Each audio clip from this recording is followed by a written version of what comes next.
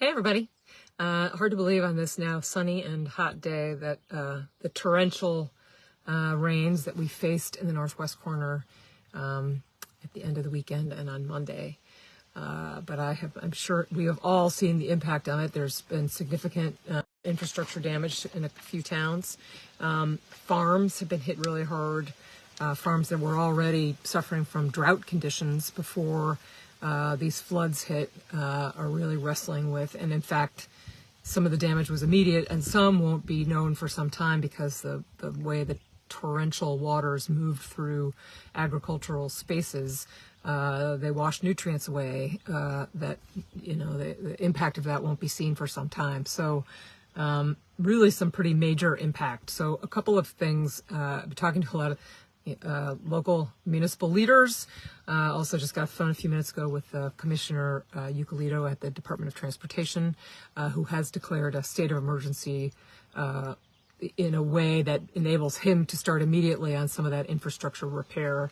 And we talked about, how to deal with these, these sort of bursts of torrential amounts of water are the normal now, and the way we build our infrastructure going forward has to account for that. And so we talked in particular about how to see whether we can improve the ability of the Department of Transportation to respond to that, to make sure they have adequate funds available to do that. So we're looking to be creative at the moment and to improve that in the future. I just also want to note that we talk a lot about, climate change and increasing temperatures globally, having experienced apparently the hottest several days on record globally a few days ago.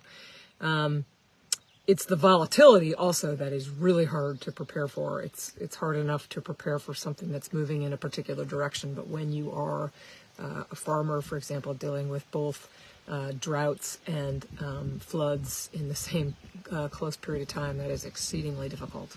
So we have some work ahead of us to do in the both immediate term in terms of funding, but also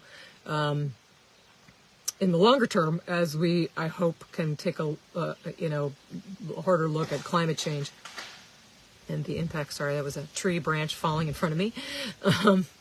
The long-term impact of climate change, because this is part of that. That as we watch all kinds of catastrophic events happening across our region, the country, and in fact the globe. One question that I've got from some people who have experienced damage is about national FEMA funds, whether we qualify. And so I just want to note, I've been having a lot of conversations about that because I believe both New York and Vermont have qualified for FEMA funds. The problem in Connecticut is that we have not yet crossed the threshold in order to qualify for FEMA funds here. There is both a county-wide threshold, which is $800,000, which we have definitely met in Litchfield County, but also a statewide threshold of a little over $6 million, which so far the state has not yet met. But we are busily adding those numbers up, and if you are certainly I'm going to be making sure that our municipalities are adding up, toting up those costs so that we can see whether we can get federal resources as possible.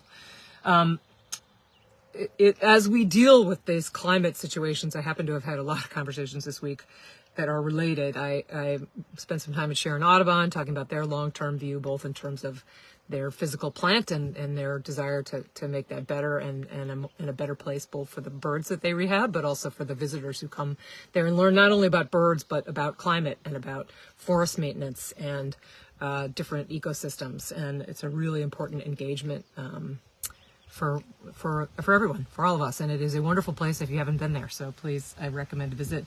But also I joined a Kent Conservation meeting the other night and learned a lot about their legislative priorities and what they're doing both in their immediate space, but also, for the big picture to take care of the world in which we live so that we can make sure it's here for our children and the creatures that we share this space with. Upcoming events, there's Canaan Railroad Days is ongoing in Canaan, and I've been mostly driving through Canaan during the morning when I see all the prep going on, but I'm looking forward to making it over there. And the Cornwall July Fest is on the 21st, so I hope you can make it out to some of these festive events and have a great weekend.